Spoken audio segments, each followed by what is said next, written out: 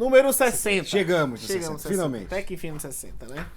E a rodada, a gente vai falar do inglesão hoje, né? Se a gente comentar alguma coisa aqui no meio, vai ser aleatória, mas é mais falando do Campeonato Inglês, da Premier League. Tivemos rodada cheia nesse final de semana. Rodada cheia. Hoje termina, que tem Fulham e Tottenham. Tem tudo pra ser um jogo bom, porque o Fulham tá numa temporada sensacional e o Tottenham tá numa temporada horrível. Exatamente. Então, o Fulham Na verdade, o Tottenham tá numa temporada normal. Porque as pessoas se enganaram, né? Pelas temporadas boas do Tottenham, e agora ele tá voltando a ser o Tottenham. Exatamente. Que a gente conhecia de muito tempo E atrás. aí o Liverpool continua travado com um time que não desenvolve, que pra mim é um time que eu acho que venceu, o jeito de jogar já passou da validade do Klopp. Sim. Então ele vai ter que se reinventar. Ele trouxe jogadores assim pra repor lesões, que no caso do Gakpo, né? Então assim, é um time que é difícil a gente ver essa virada de chave, mas parece que a gente tá esperando a qualquer momento o Liverpool virar a chave e engatar, né?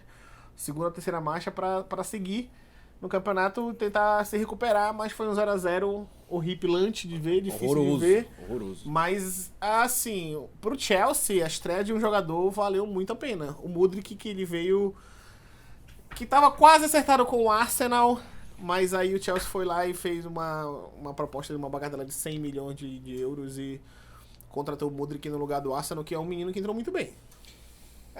Mas não o suficiente pra tirar o 0x0 do placar. Quase então faz um golaço, esse 0x0 foi quase um resumo de como os dois times estão nesse campeonato, né, cara? O Liverpool com muita dificuldade, o Chelsea também.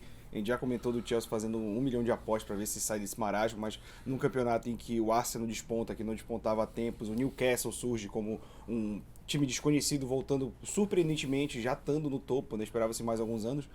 Talvez o Chelsea e o Liverpool tenham que mudar não só o jeito de jogar, mas o jeito de pensar o campeonato, porque novas figuras estão surgindo nesse meio. Né?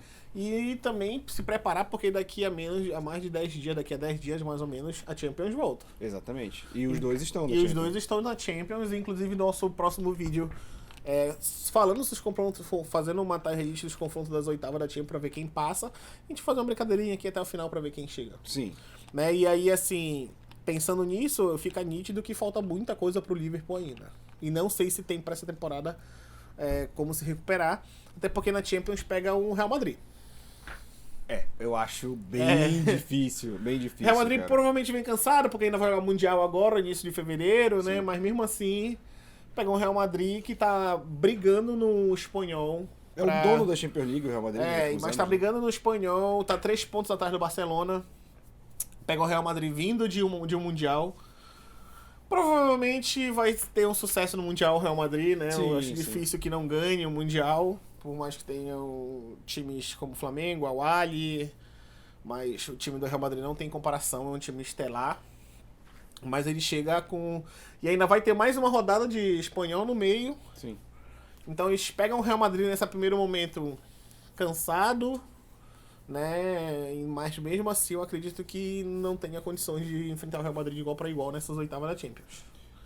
E, cara... E o Chelsea pega o Milan, não? É o Chelsea... Não sei se é o Milan. Benfica. Eles estavam no mesmo grupo, né? Chelsea e Milan. Chelsea não estava no mesmo grupo.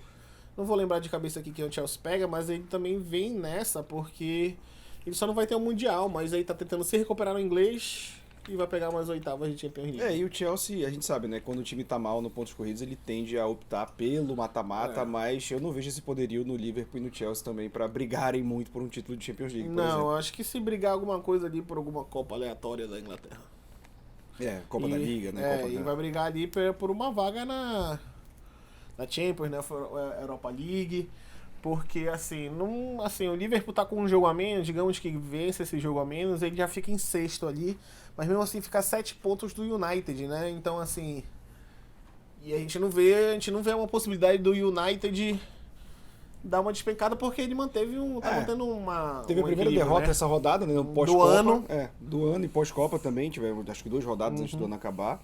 Mas, assim, eu acho muito difícil de que qualquer time hoje que esteja abaixo do 4º lugar entre nesse G4 hoje. Porque eu não vejo nem Arsenal, nem City, nem Newcastle, nem United tendo essa queda vertiginosa. Mesmo o Newcastle, que é um novato, aí tá mostrando uma constância muito grande, cara. Então eu não consigo enxergar isso. O Newcastle tá 14 jogos sem perder, se eu não me engano. Exatamente. Então, assim, é muito difícil a gente imaginar que aconteça uma reviravolta muito grande, assim, pra... Por exemplo, o Liverpool tá a 21 pontos do Arsenal, que é o líder.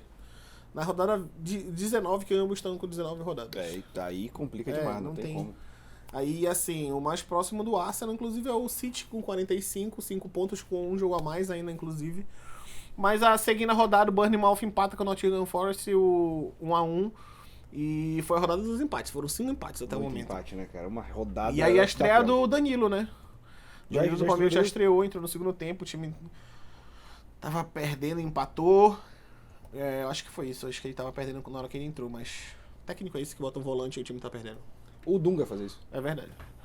E aí depois, no jogo seguinte, o Leicester pega o Brighton que tá numa crescente muito grande, mesmo tendo perdido o Graham Potter. Ele voltou, né? Ele deu um solavanco assim quando perdeu o técnico, mas agora meio que voltou, tanto que né? Na rodada anterior deu de 3-0 no Liverpool, né? E aí, assim, perdeu o Trossard, que era o principal jogador também do time. Foi pro Arsenal, inclusive, que já estreou nessa rodada contra o Manchester United. Sim. Então, assim, o Brighton, ele tem um elenco... Acho que não é um elenco, é um time bom. Sim. Né? Ele tem um time bom.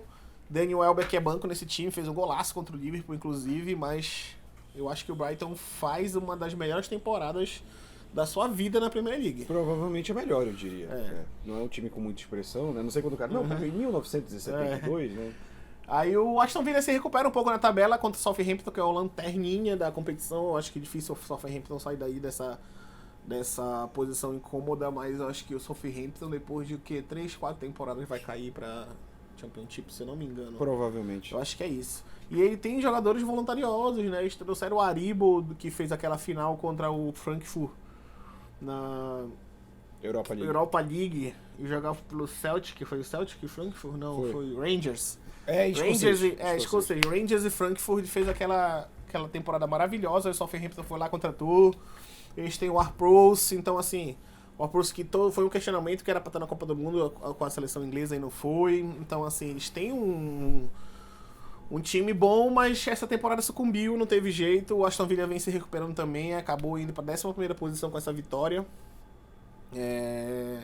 Tava lá embaixo, brigando lá embaixo, o Aston Villa, né, que é do Felipe Coutinho, né? A gente chegou a comentar, né, que essa parte de baixo da tabela ainda é muito próxima, né? Ela vai começar a se distanciar agora que a gente já passou da metade do campeonato, mas os times que quiseram se distanciar, o Nottingham Forest já deu uma distanciada, embora ainda esteja muito perto, o Leicester, que a gente achava que tá muito mais próximo de cair do que tá hoje, e o Aston Villa são times que conseguiram se recuperar, e essa parte final, né, essa segunda perna do campeonato, é a mais importante para você fugir do rebaixamento. Então, mantendo...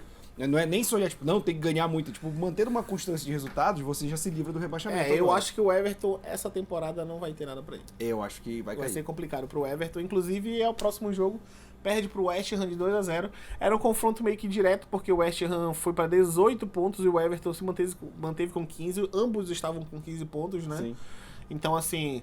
Era aquele famoso dito jogo de 6 pontos, né? E aí o West Ham, que tava na zona de rebaixamento, vence. Ele sobe 2 posições, Sobe 2 posições, sai da zona de rebaixamento.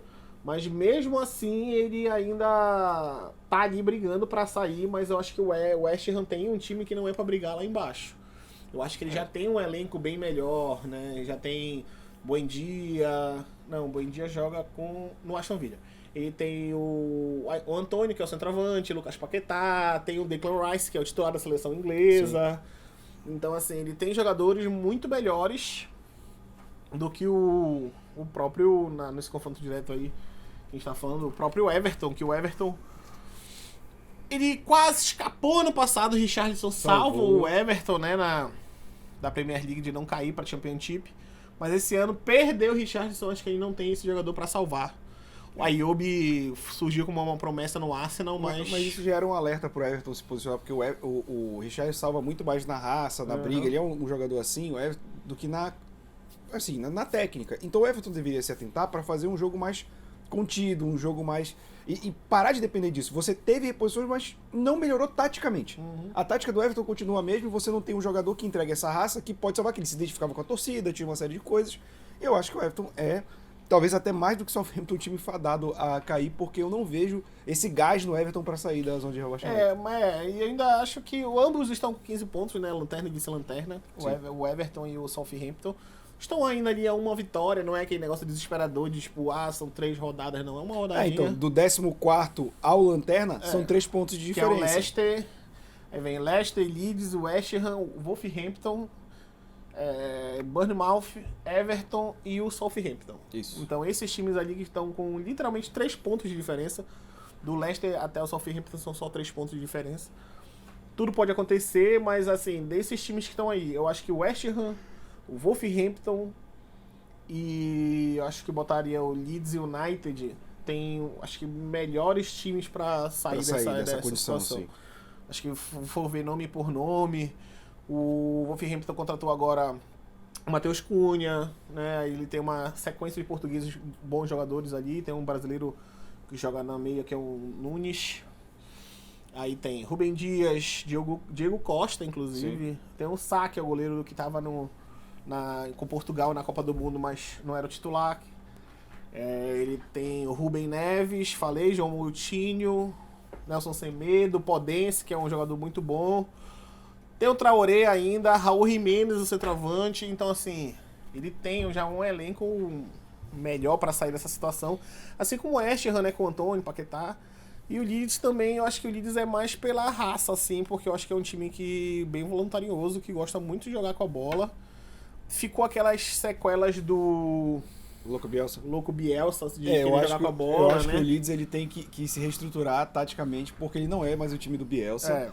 Tanto em questão de jogadores quanto técnico. E ele perdeu o principal jogador, que é o Rafinha, né? E tem que achar um jeito de jogar. Tem que achar um jeito novo de jogar. Até agora, né? Ano passado também o Leeds quase cai, né? Ano passado. Quase cai.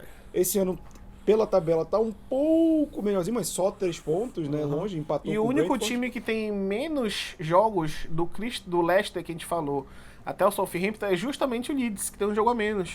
Então, digamos que ele ganha, ele vai pra 21 e dá um respiro maior ainda, né? Sim.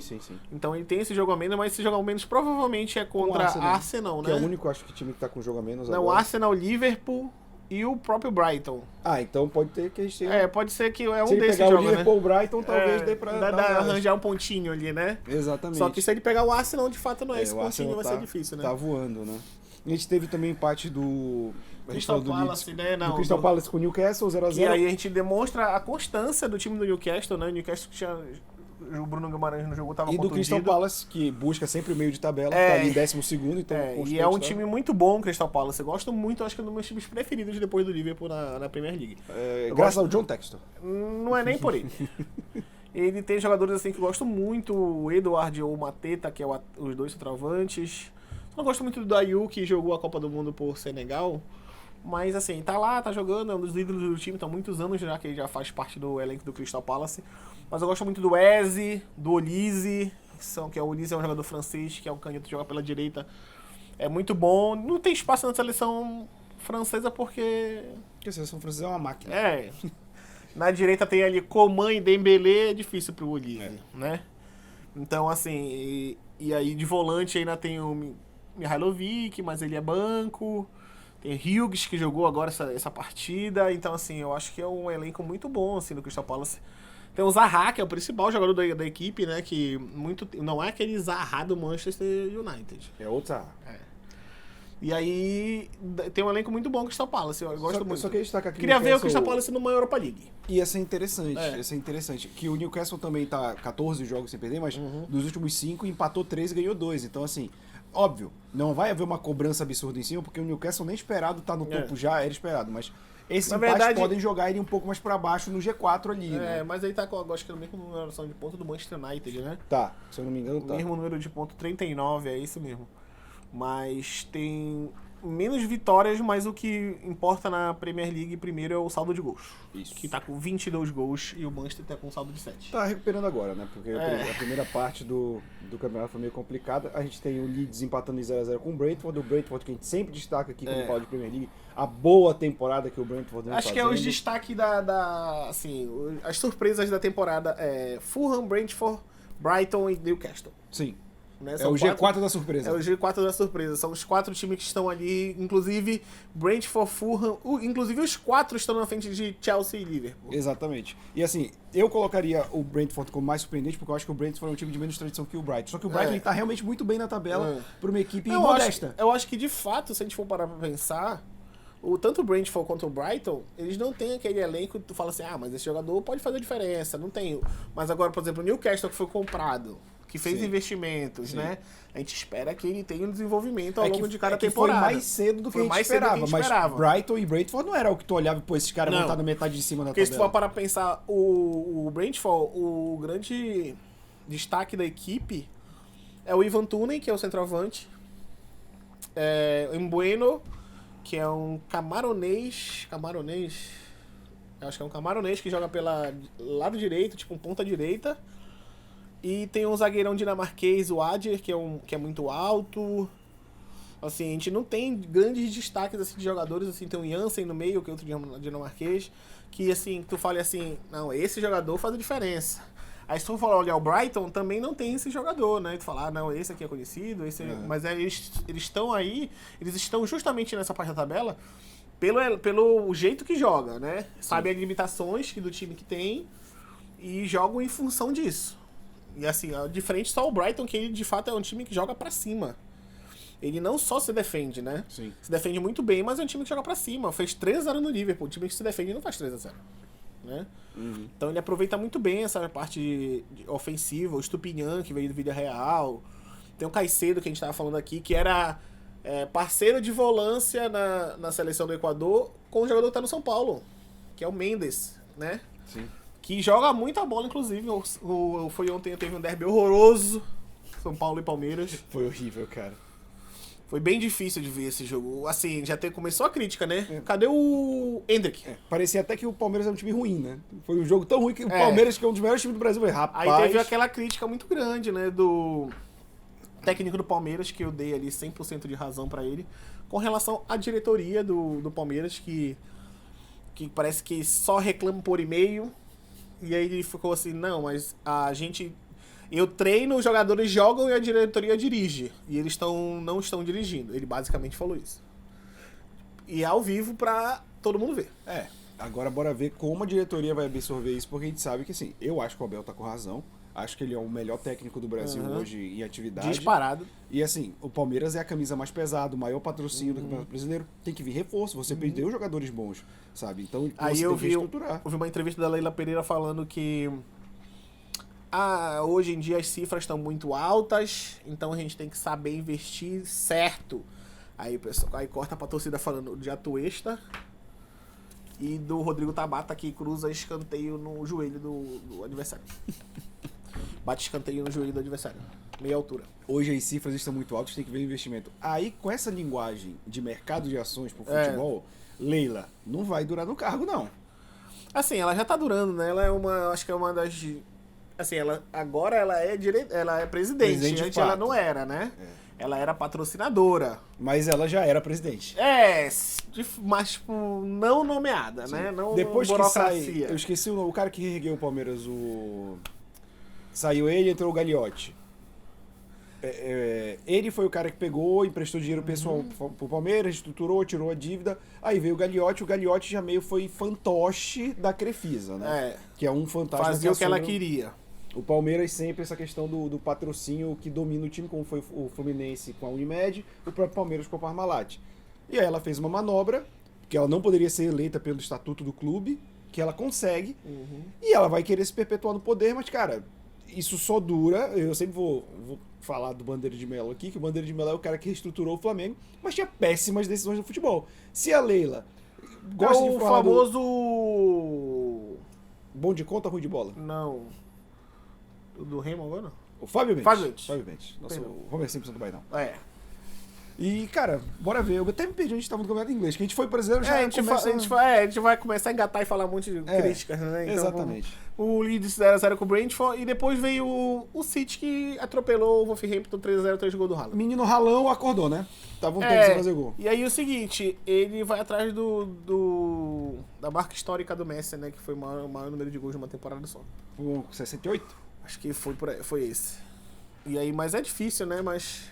ainda tem Champions League, né? Mas tá na metade da temporada ainda. Pois é, e a gente falou como o Manchester City mudou pra jogar com o Haaland. A favor do Haaland e não a favor do time mais. Eu acho que isso prejudicou o Manchester City no campeonato inglês. Sim, mas eu acho que o Manchester City abrindo mão, entre muitas aspas, do campeonato inglês, já libera aí pra esse time esses jogos com o Wolverhampton, com o Bournemouth, com o West Ham, meu irmão, mas o Haaland vai deitar, assim, a bola vai chegar nele, vai dar de queixo pra ele entrar no gol. Mas sabe? no começo do jogo não foi muito fácil, não. Acho que terminou no primeiro tempo 0x0 ou 1x0. Aí depois o Wolverhampton, o City... Aí, assim... É porque o City tem essa velocidade também, né? E se a gente for parar para olhar, assim, o City tá com um aproveitamento de 75%.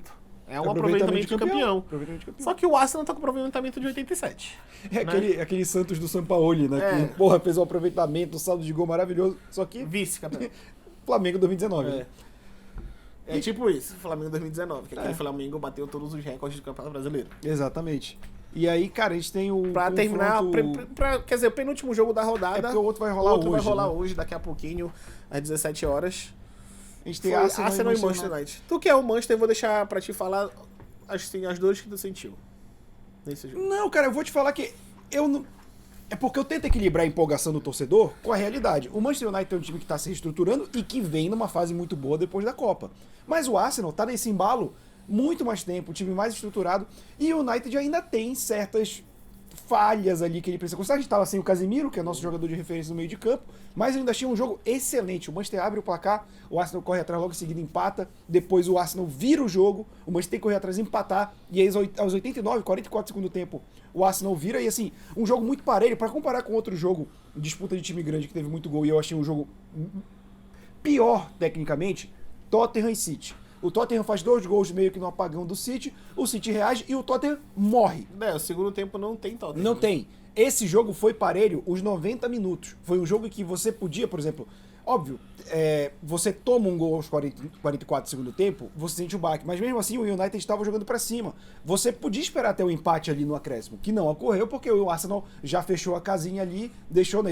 Quando tava 2x2, o Arsenal já tava um pouco mais esperando a bola do United para jogar, consegue encaixar esse 3x2, mas eu acho que tem méritos do United. Óbvio, perder, ainda mais quando você tá no G4, você é o quarto colocado, não é bom, mas o Arsenal tá mostrando eu vejo muito na ESPN usar o termo maturidade, né, para conquistar o título da Premier League, e não foi vergonha nenhuma. Acho que o Manchester fez jogos em que ganhou e foi pior do que essa derrota até, e acho que isso é um bom sinal. Não imagino que o Manchester vai querer brigar pelo título, longe disso, mas é um sinal que ele tá sólido para brigar pela Champions League depois de muitos anos, o que para mim como torcedor é um bom sinal. O que faz o Arsenal abrir 5 pontos de vantagem pro City. Que pode ser 8, né? Que ele tem um jogo a menos. Pode ter um jogo a menos. E faz o Manchester United perder a chance de pular para terceiro colocado, porque mesmo que ele tivesse só empatado, ele tinha passado o Newcastle, né? Que ia ficar no terceiro. Eu queria comentar sobre como é o rebaixamento e a ascensão da segunda divisão para a primeira divisão da Inglaterra. Eu acho que é um interessante bem legal. Pode falar. É assim, cai em 3, são 20 times, normal, é o campeonato que a gente conhece, só que cai em 3. Certo. Só que como é que sobe da Championship? O primeiro e o segundo sobem direto, aí sobra uma vaga, né? Isso. Aí vai ter uma disputa de quadrangular, de semifinal, entre os 4 abaixo dos 2 primeiros da Championship. Tipo assim, primeiro e o segundo subiram direto. Terceiro e quarto. Terceiro joga contra o sexto e o quarto joga contra o quinto. Certo. Semifinal, 2 jogos. A semifinal é 2 jogos, ida e volta. E depois tem a final, que é um jogo único, normalmente é em Wembley, um desses estádios mais icônicos assim na Inglaterra. E aí, esse campeão, teoricamente, desse quadrangularzinho é o terceira vaga que sobe pra assumir para subir pra Premier League. É um formato interessante pra divisões eu acho que dá mais uma emoção, assim, né? Sim. E você gera mais renda, né? E o nosso quadrangular é uma merda aqui, a Série C, na Série B, na verdade, é direto. 4 cai, 4 sobe, foda-se. A Série C que é assim ainda.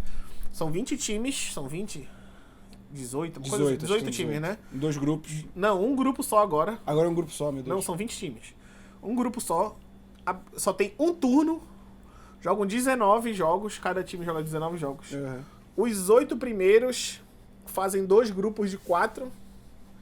Aí eles jogam entre eles os 4 ida e volta. Aí depois os 2 primeiros colocados... Como se fosse... os 2 primeiros colocados. O primeiro colocado, na verdade, vai pra final e o segundo colocado sobe. Isso.